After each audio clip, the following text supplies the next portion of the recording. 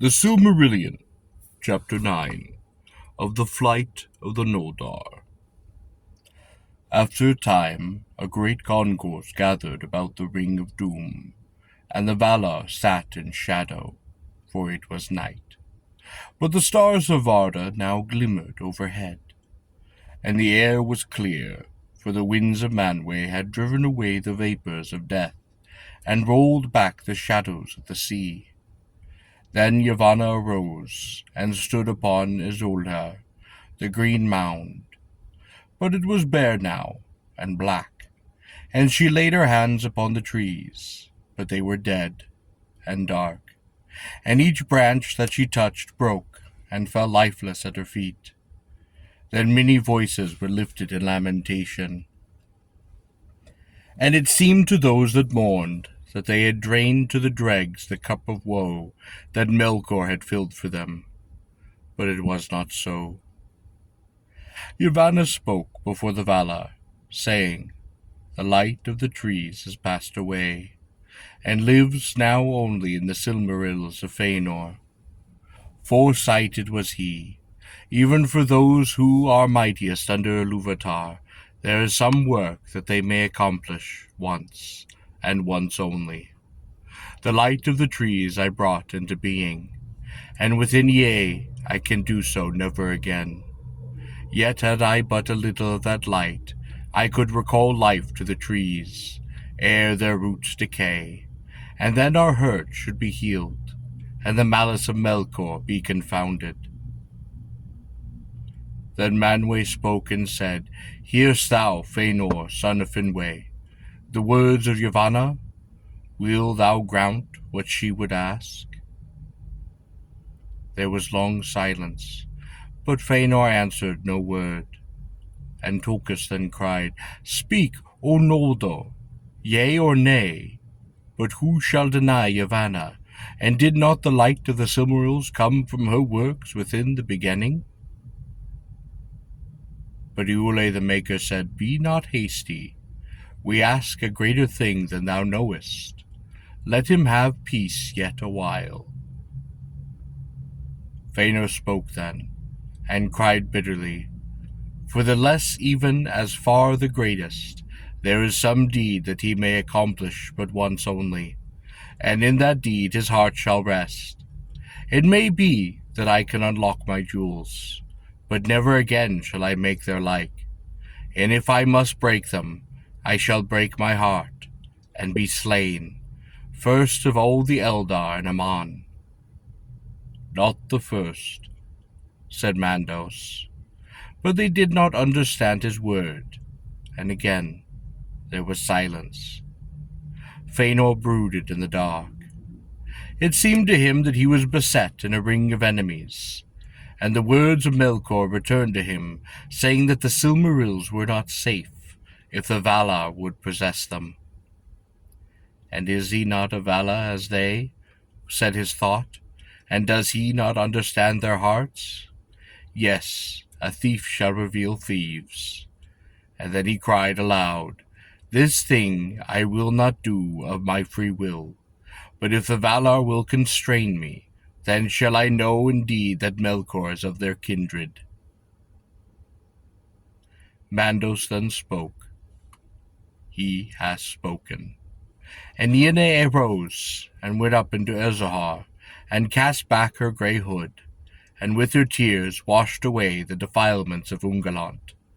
And she sang in mourning for the bitterness of the world, and the marring of Arda. But even as Niene mourned, there came messengers from Femenos, and they were Noldor, and bore new tidings of evil. For they told how a blind darkness came northward, and in the midst walked some power for which there was no name, and the darkness issued from it. But Melkor also was there, and he came to the house of Fëanor, and there he slew Finwë, king of the Noldor, before his doors, and spilled the first blood in the Blessed Realm, for Finwë alone had not fled from the horror of the dark. And they told that Melkor had broken the stronghold of Fernos, and taken the jewels of the Noldor that were hoarded in that place, and the Silmarils were gone. Then Fëanor arose, and lifting up his hand before Manwë, he cursed Melkor, naming him Morgoth, the black foe of the world. And by that name only was he known to the Eldar ever after. And he cursed also the summons of Manwë, and the hour in which he came to Tengquetel, thinking in the madness of his rage and grief that had he been at Firmnos his strength would have availed more than to be slain also, as Melkor had proposed. Fëanor ran from the ring of doom. He fled into the night, for his father was dearer to him than the light of Valinor, or the peerless works of his hands. And who among sons, of elves or of men, have held their fathers of greater worth?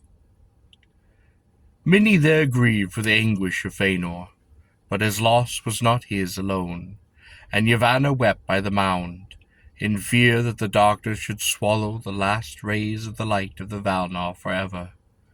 For though the Valar did not put understand fully what had befallen, they perceived that Melkor had called upon some aid that came from beyond Arda. The Silmarils had passed away, and all one it may seem whether Fëanor had said yea or nay to Yavanna. Yet had he said yes at the first, before the tidings came from Firmnos, it may be that his after deeds would have been other than they were. But now the doom of the Noldor drew near. Meanwhile Morgoth, escaping from the pursuit of the Valar, came to the wastes of Aramon. His land lay northward, between the mountains of the Pelori and the great sea, as Avathar lay to the south. But Aramon was a wider land, and between the shores and the mountains were barren plains, ever colder as the ice drew near. Through this region Morgoth and Ungoliant passed in haste, and so came through the great mists of Olimir to the Helcrex, where the strait between Aramon and Middle-earth was filled with a grinding ice. And he crossed over, and came back at last to the north of the outer lands. Together they went on, for Morgoth could not elude Ungoliant, and her cloud was still about him, and all their eyes were upon him.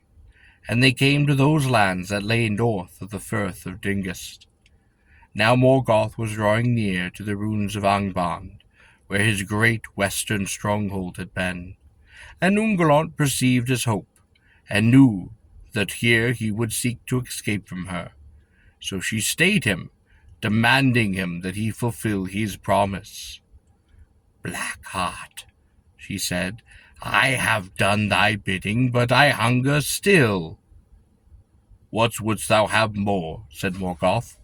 "Dost thou desire all the world for thy belly? I did not vow to give thee that, for I am its lord." "Not so much," said Ungoliant, "but thou hast great treasure from Firmnos. I will have that. Yea, with both hands thou shalt give it." Then before Morgoth surrendered to her the gems that he bore with him, one by one, and grudgingly, and she did devour them, and their beauty perished from the world. Huger and darker yet grew Ungoliant, but her lust was unsated. "With one hand thou givest," she said, "with the left only. Open thy right hand." In his right hand Morgoth held close the Silmarils, and though they were locked in a crystal casket, they had begun to burn him, and his hand was clenched in pain, but he would not open it. "Nay," he said, "thou hast had thy due, for with my power that I put into thee thy work was accomplished. I need thee no more. These things thou shalt not have nor see.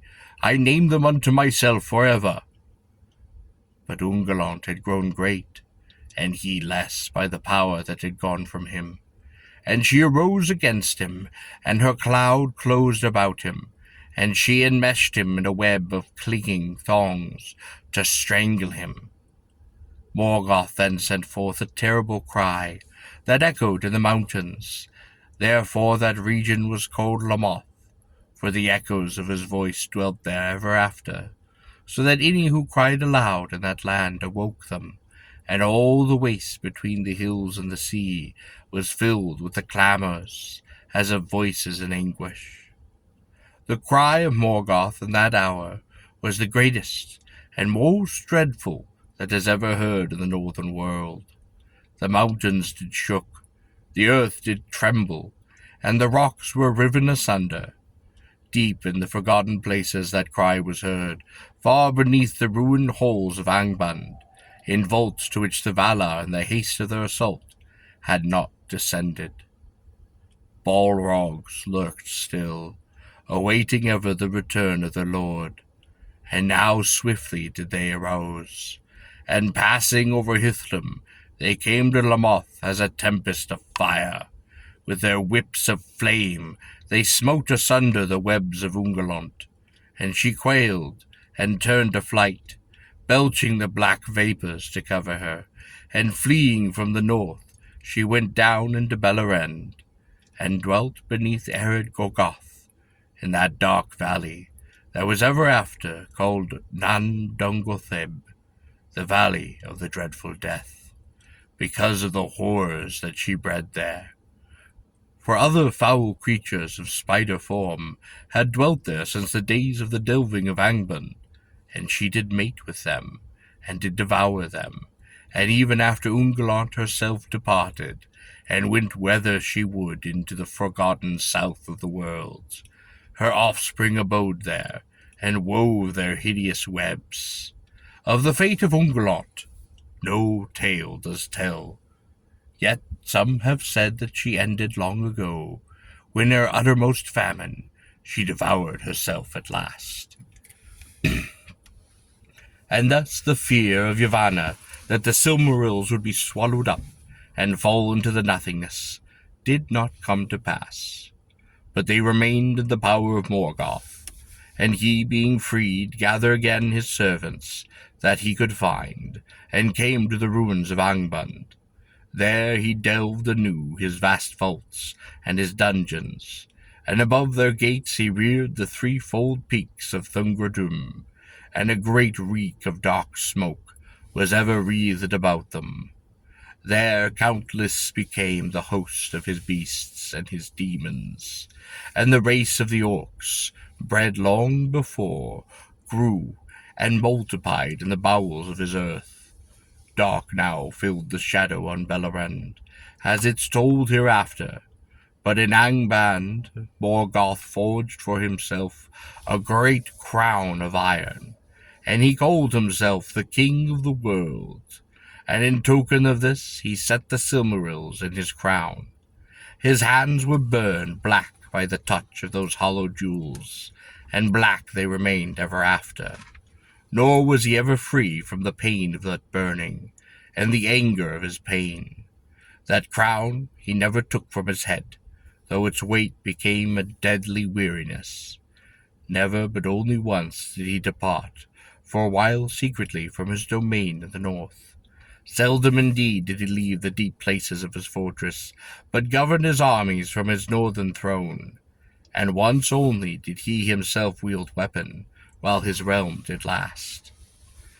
For now, more than in the days of Utno, ere his pride was humbled, his hatred did devour him, and then the domination of his servants, and the inspiring of them with the lust of evil, he spent his spirit.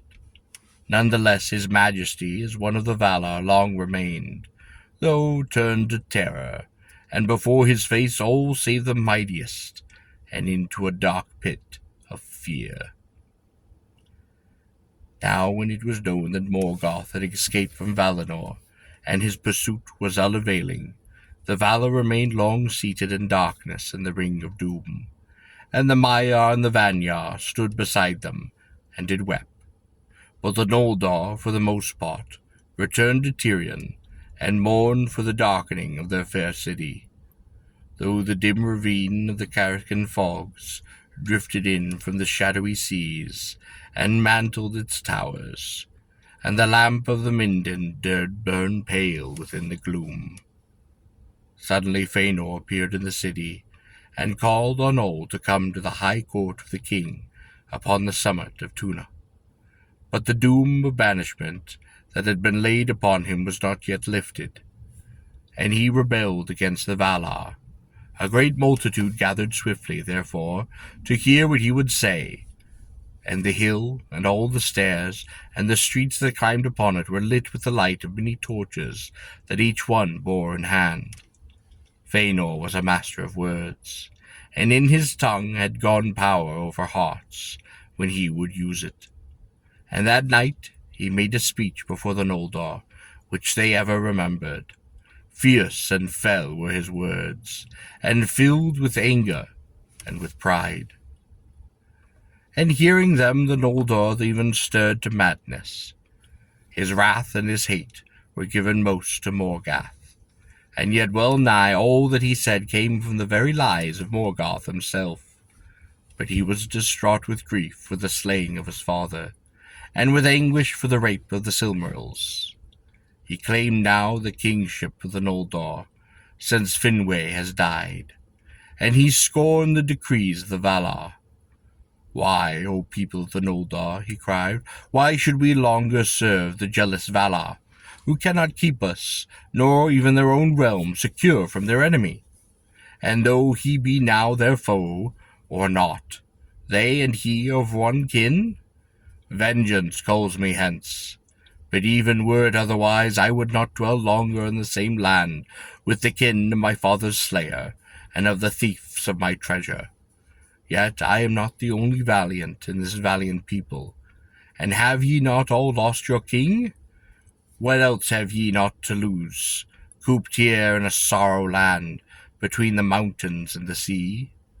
Where once was light, that the Valar begrudged to Middle-earth, the now dark levels all. Shall we mourn here deedless forever, or shadow folk, mist-hunting, dropping vain tears in the thankless sea? Or shall we return to our home? In Covenant sweet ran the waters under unclouded stars, and wide lands lay about, where a free people might walk.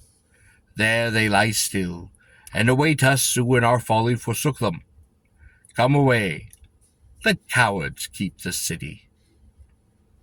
Long he spake, and ever he urged the Noldor to follow him, and by their own prowess to win freedom and great realms in the lands of the east, before it was too late. For he echoed the lies of Melkor, that the Valar had cozied them, and had held them captive, so that men might rule in Middle-earth. Many of the Eldar heard then for the first time of the aftercomers. "Fair shall the end be," he cried, "though long and hard shall the road.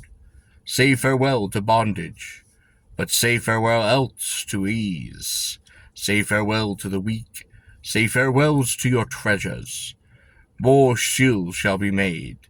Journey light, but bring with you your swords, for we will go further than Orome, and endure longer than Tulkas. We will never turn back from pursuit, and after Morgoth to the ends of the earth. War shall he have, and hatred undying. But when we have conquered, and have regained the Silmarils, then we and we alone shall be lords of the unsullied light, and masters of the bliss and beauty of Arda. No other race shall oust us." Then Fëanor swore a terrible oath.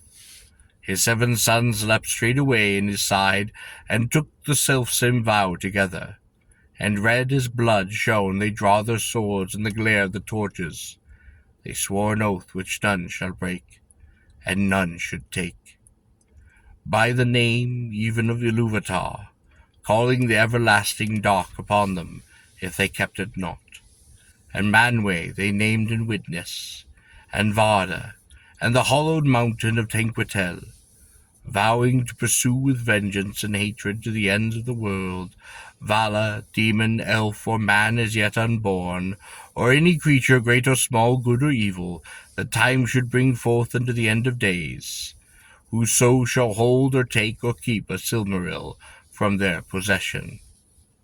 Thus spake Maedhros, and Magla, and Celegorm, Curufin, and Caranther, Amrod, Amras, princes of the Noldor, and many quailed to hear those dread words, For so sworn, good or evil, an oath may not be broken, and it shall pursue oath-keeper and oath-breaker to the world's end. Fingolfin and Turgon, his son, therefore spoke against Fëanor, and fierce words awoke, so that once again wrath came near to the edge of swords. But Finarfin spoke softly, as was his wont, and sought to calm the Noldor, persuading them to pause, to ponder, ere deeds were done that could not be undone. And Ordereth, alone of his sons, spoke in like manner. Finrod was with Turgon, his friend, but Galadriel, the only woman of the Noldor to stand that day tall and valiant among the contending princes, was eager to be gone. No oath did she swear, but the words of Fëanor concerning Middle-earth had kindled her heart, for she yearned to see the wide unguarded lands, and to rule there a realm at her own will. Or, like mind with Galadriel, was Fingolfin's son, being moved also by Fëanor's words, though he loved him little, and with Fingon stood as they ever did, Angrod and Argenar, sons of Finarfin. But those held their peace, and spoke not against their fathers.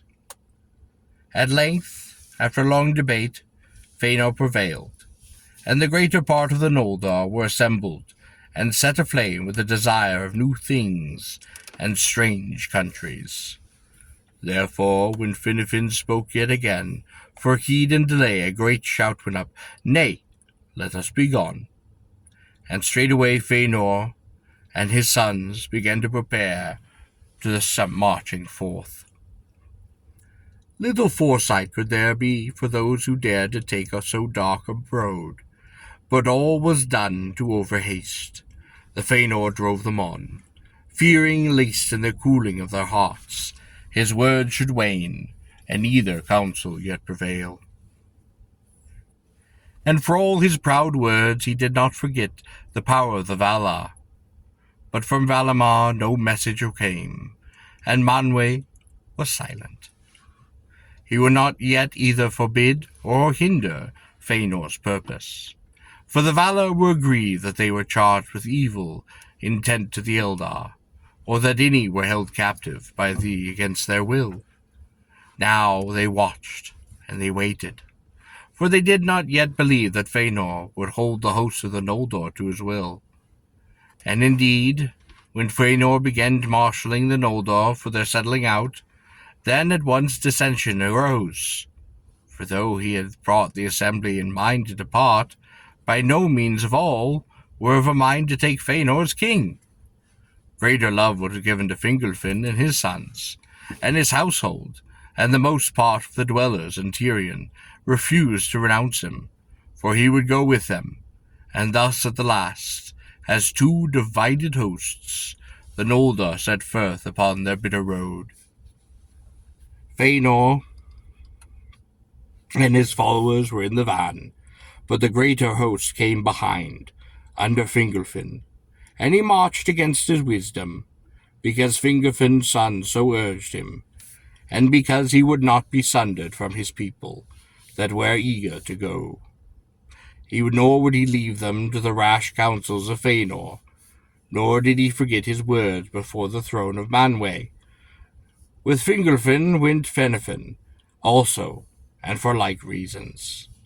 But most loath was he to depart, and of all the Noldor, one tithe refused to take the road, some for the love that they were bore to the Valar, and Yule not the least, some for the love of Tirion, and the many things that they had made, none for fear of peril by the way.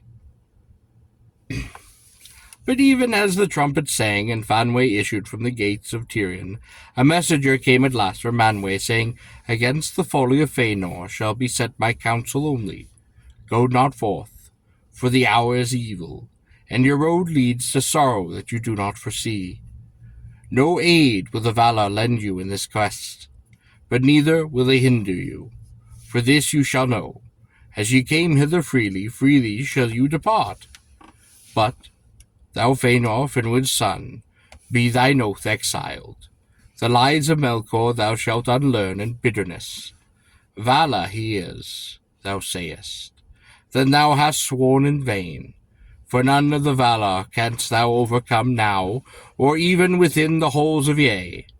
And though Eru, whom thou namest, had made thee twice greater than thou art. But Fëanor laughed, and spoke not to the herald, but to the Noldor, saying, So, then will this valiant people send forth the heir of their king alone into banishment, with his sons only, and return to their bondage? But if any will come with me, I say to them, Is sorrow forbid to you? But in Aman we have seen it. In Aman we have come through bliss to woe. The other now we will try, though sorrow to find joy, or freedom upon the last.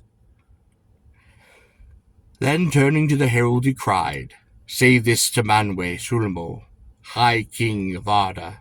If Fëanor cannot overthrow Morgoth, at least he delays not to assail him, and sits not idle in his grief. And it may be that Eru has set in me a fire greater than thou'st even noticed. Such hurt at the least will I do to the foe of the Valar, and even the mighty in the ring of doom shall wonder to hear it. Yea, in the end thou shalt follow me. Farewell. In that hour the voice of Fëanor grew so great and so potent that even the herald of the Valar bowed before him as one full answered. And he departed. And the Noldor were overruled. Therefore after they continued their march, and the house of Fëanor hastened before them along the coast of Elendë. And once did they turn their eyes back to Tirion and the green hills of Tunia. Slower and less eagerly came the host of Fingolfin. Of these, Fingon was the foremost, but at the rear went Finarfin and Finrod, and Minwë the noblest and wisest of the Noldor, and often they landed behind them to see their fair city. Until the lamps of the Minden Eldalis was lost in the night. More than any others of the exiles they carried these memories of the bliss that they had forsaken, and some even of the things that they had made, that they took with them, a solace and a burden upon the road. Now Fëanor led the Noldor northward, because his first purpose was to follow Morgoth. Moreover, Tuna, beneath Tinquetel, was set nigh to the girdle of Arda, and there the great sea was immeasurably wide. Whereas ever northward the sundering sea grew narrower, as the westernmost of Aman and the coast of Middle-earth drew together. In the end the mind of Fëanor cooled, and took counsel, and he perceived over late that all these great companies should never overcome the long leagues to the north. Nor should they cross the seas of the last, save with the aid of ships. Yet it would need long time and much toil to build so great and powerful a fleet, even were there any among the Noldor skilled within that craft. He resolved now, therefore, to persuade the Teleri, ever friends of the Noldor, to join with him, and in his rebellion, that these the bliss of Noldor might be further diminished, and the power of war upon Morgoth be increased. He hastened then to Equilunde, and spoke to the Teleri as he had spoken to the house before in Tirion. But the Teleri were unmoved by aught what he could say. They were grieved indeed to be going of their kinfolk and their long friends, but they would rather dissuade them than aid them, and no ship would they lend, nor help in the building anything against the will of the Valar. As for themselves, they desired now no other home but the strands of Eldamar, and no other lord than Olwe, Prince of Aquilunde. and he had never lent ear to Morgoth, nor welcomed him to his land. And he trusted still that Ulmo and the other great among the Valar would redress the hurts of Morgoth, and that the night would pass yet to new dawn. Then Finwë grew wrathful, for he still feared delay, and hotly he spoke to Ulwe. "You renounced your friendship, even in the hour of our need," he said. "Yet you were glad indeed to receive our aid when you came at last to these shores. Faint-hearted loiterers, and well-nigh empty-handed in huts upon the beach, would you be dwelling still, had not the Noldor carved out your haven, and toiled upon your walls?" But Olwe answered, "We renounce no friendship, but it may be the part of a friend to rebuke a friend's folly, and even the Noldor welcomed us and gave us all. Otherwise, then you spake in the land of the Armon, we serve to dwell forever, as brothers whose houses stand side by side. But as for our white ships, those you gave us not. We learned not the craft from the Noldor, for from the lords of the sea, and the white timbers we wrought with our own hands, and the white sails we wove by our wives and our daughters. Therefore we will neither give them nor sell them for any league or friendship. For I say to you, Fëanor, son of Finwë, these are to us as are the gems of the Noldor, the work of our hearts, whose like we shall not make again." Thereupon Fëanor left him, and sat in dark thought beyond the walls of the Aquilunde, until his host was assembled, where he judged that his strength was enough. He went to the haven of the swans, and began to man the ships that were anchored there, and to take them away by force. But the Telari withstood him, and cast many of the Noldor into the sea. Their swords were drawn, and a bitter fight was fought upon the ships, and about the tangled quays, and the piers of the haven, and even upon the great arch of its gate. Thrice the people of Fëanor were driven back, and many were slain upon either side. But the vanguard of the Noldor were succeeded by Fingolfin, and foremost of the hosts of the Fingolfin, who came upon found a battle joined, and their own kin falling.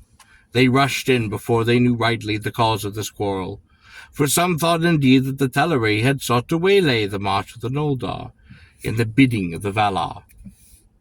Thus at last the Telari were overcome, and a great part of their marines that dwelt in England were wickedly slain.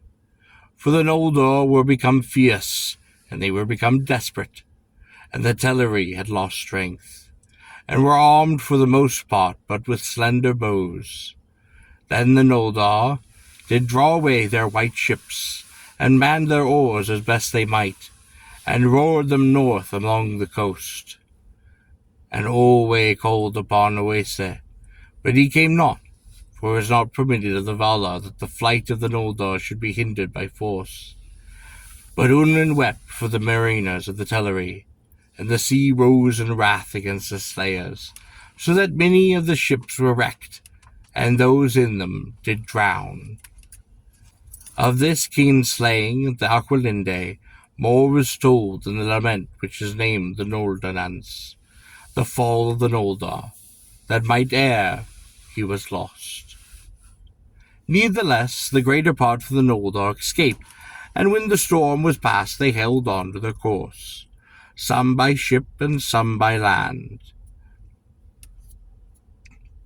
But the way was long, and ever more evil as they went forward.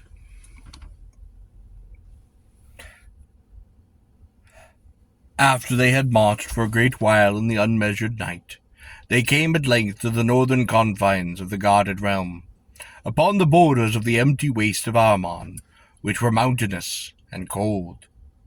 There they beheld suddenly a dark figure, standing high upon a rock, and looked down upon the shore. Some said that it was Mandos himself, and no lesser the herald of Manwë. They then heard a loud voice, solemn and terrible, that bade them to stand and give ear. Then all halted and stood, and there from end to end of the host of the Noldor the voice was heard, speaking the curse and prophecy, which is called the prophecy of the North, the doom of the Noldor. Much it foretold in dark words, which the Noldor understood not until the woes indeed ever befell them. But all heard the curse that was uttered upon those that would not stay, nor seek the doom and pardon of the Valar. Tears unnumbered ye shall shed, and the Valar will fence Vaenor against you, and they will shut you out, so that not even the echo of your lamentation shall pass over the mountains. On the house of Fëanor the wrath of the Valar lieth, from the west into the uttermost east, and upon all that will follow them it shall be laid also.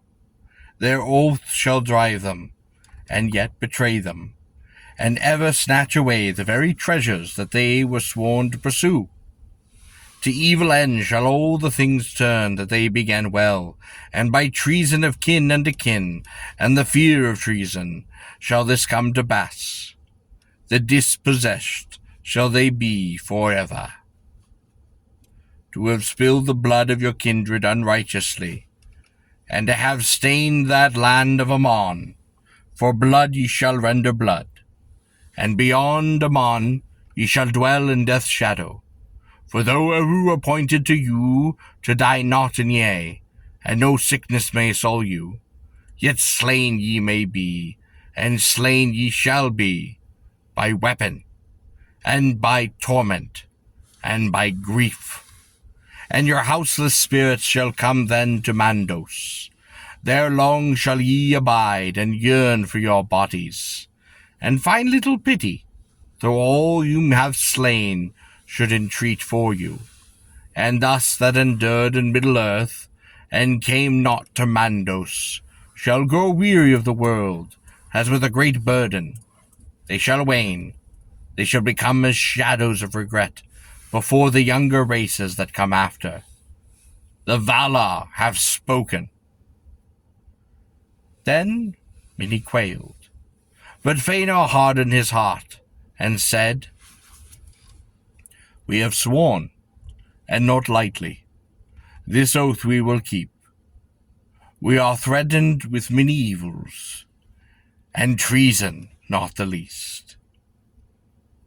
But one thing is not said, that we shall suffer from cowardice, from cravens, or the fear of cravens. Therefore I say that we go on, and this doom I add, the deeds that we shall do shall be the matter of song until the last days of Arda. But in that hour Finnefin forsook the march. He turned back, being filled with a grief, and with a bitterness against the house of Fëanor, because of his kinship with Olwe of Aquilinde, and many of his people went with him, retreating their steps in sorrow, until they beheld once more the far beam of the Mindon upon the Tuna still shining in the light. And so came at last to Valinor. There they reached the pardon of the Valar, and Finnefin was set to rule the remnant of the Noldor in the Blessed Realm. For his sons were not with him, for they would not forsook the sayings of Fingolfin and of Fingolfin's folk, and they went forward still, feeling the constraint of their kinship and the will of Fëanor, and fearing to face the doom of the Valar, which not all of them had been guiltless of, with the kinslaying at Aquilinde. Moreover, Fingolfin and Turgon were held the fiery of heart, and loath to abandon any task to which they did put their hands, until the bitter end, if bitter it must be. So the main host held on, and swiftly the evil that was forestalled began to work. The Noldor came at last far into the north of Ardar, and there they saw the first teeth of the ice that floated upon the sea. And they knew that they were drawing nigh to the Helicarax, for between the land of Aman, that and the drawing nigh, and the north the curved eastward, and the rest and the east shores of Endor, which is Middle Earth, had been westward. There was a narrow strait, through which the chill waters of the enticing sea and the waves of Belagar flowed together. And there were vast fogs and mists, and waves of Belagar flowed together. And there were vast fogs and mists of deathly cold, and the sea streams were filled with the clashing hills of the ice and of the grinding ice deep. Such was the Helicrax, and there was none yet dared to tread, save the Valinor only, and Ungoliant. Therefore Fëanor held, and the Noldor debated, that come they should now take. For they began to suffer anguish from cold, and the clinging mist through which no gleam of star could pursue. And many resembled at the road, and began to murmur, especially those that followed Fingolfin, cursing Fëanor, and naming him as the cause of all the woes of the foe Noldor. But Fëanor, knowing all that was said, looked counsel with his sons, and took course only that they saw to escape from Armon, and come into Endor, by the straits or by ship. But the Helicrax they did deem this impossible, whereas the ships were too few. Many had been lost upon their long journey, and there remained now not enough to bear across all the great boats together. Yet none were willing to abide upon the western coast, while the others were ferried first. Already the fear of treachery was awake among the Noldor. Therefore it came into the heart of Fëanor and his armies and his sons to seize all the ships, and to depart suddenly. For they had retained their mastery of the fleet since the battle of the Haven, and it was manned only by those who had fought there, and were bound to Fëanor. And as though it had come to his call, there they did spring up a wind from the north-west, and Fëanor slipped away secretly, with all whom he deemed true to him, and did go abroad, and put out to sea. And yet Fingolfin and Aman, and such the sea was there, narrow, stewing, and somewhat south he passed over without loss. The first of all the Noldor set foot upon the shores of Middle Earth, and the landing of Fëanor was at the mouth of the firth, which was called Drinks, and ran into Dor Lomin. But when they were landed, Medrus, the eldest of his sons, and on a time the friend of Fingolfin, ere Morgoth's lies came between, spoke to Fëanor, saying, Now, what ship and rowers will you spare to return? And whom shall ye have hither? Drast, Fingon the valiant? Then Fëanor laughed as one fay, and he cried, None, and none. What I have left behind I count now no loss. Needless baggage upon the road it has proved. Let those that curse my name curse me still, and whine away the back to the cages of the Valar. But the ships, burn them. Then Medrus ran, and alone stood still. But Fëanor caused fire to be set to the white ships of the Teleri. So in that place which was called Loscar, at the outlet of the firth of Drangest, ended the fairest vessels that ever did sail or touch the sea. In a great burning, bright and terrible, and Fingolfin and his people saw the light afar off, red beneath the clouds, and they knew that they were betrayed. This was the first fruits of the kinslaying, and the doom of the Noldor. Then Fingolfin, seeing that Fëanor had left him to perish in Araman, or return in shame to Valinor, was filled with a great bitterness. But But he desired now as never before to come by some way to Middle-earth, and meet Fëanor again. And he said his words aloud, and his host wandered long in misery. But their valor and endurance grew with each hardship. For though they were a mighty people, so the Eldar children, undying of Ere Uluvatar, but new come from the fire of their hearts, was young. And led by Fingolfin and his sons, and by Finrod Galadriel, they dared to pass into the bitterest north, and finding no other way, they endured up the terror of the west, of the Helicrax. And finding no other way, they endured at last the terrors, and the cruel hills of ice. Few of the deeds of the Noldor thereafter surpassed that desperate crossing in a hardihood or woe. There Elwyn, the way of the wife of Tengen, was lost, and many, many others did perish also, and was with a lessened host that Fingolfin set forth upon the other land, small leave for Fëanor.